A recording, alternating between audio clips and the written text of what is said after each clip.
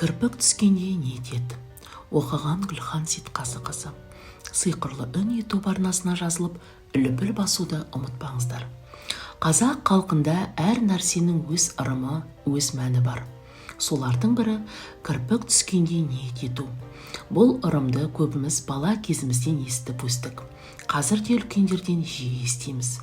Бірақ кейде бұл ырымның терең мағынасын түсіне бермейміз. Ендеше осы ырымның мәніне бірге үңіліп көрейік. Кірпігіміз түскен сәтте көбіміз оны байқамай, қолымызбен қағып түсіріп, немесе тіпті мән бермей кетеміз.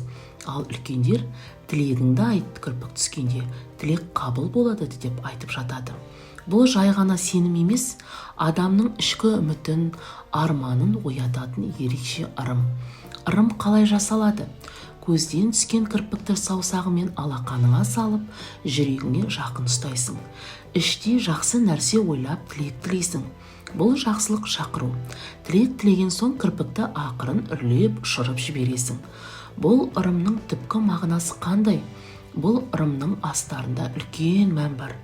Қазақ халқы кез келген жағдайдан жақсылық күткен. Кірпік түсуін де жақсылықтың, қуаныштың нышаны деп қабылдаған.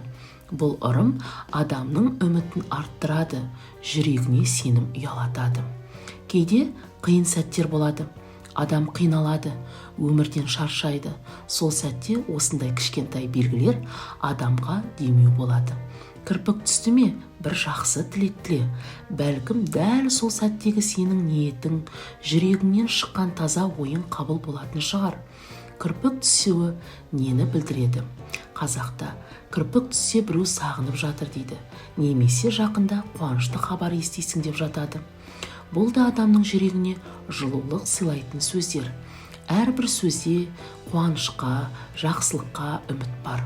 Тілегің қандай болу керек? Ең бастысы тілегің шынайы, таза ниеттен шыққан болу керек.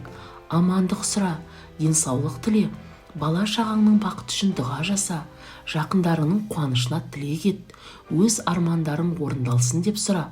Жақсы сөз жарым ырыс. Кірпіктің түсуін жақсылықтың белгісі деп қабылда. Ішіңде жүрген тілекке жан бітіріп, оны үрлеп аспанға, періштелерге ұшырып жібер. Сол тілек сенің өміріңде бір күні міндетті түрде орындалады. Сенім адамның ең үлкен күші. Қазақтың осы бір кішкентай ырымында үлкен өмірлік сабақ жатыр. Үміт үзбеу, жақсылық күту, әр сәттен жақсылық көру. Кейде кірпікпен бірге көтерілген тілек адам өмірін өзгерту мүмкін. Сондықтан, егер кірпік түссе, жай ғана үрлеп жібермей, шын жүректен тілек тілеп көр. Мүмкін дәл сол тілегің ертең орындалар.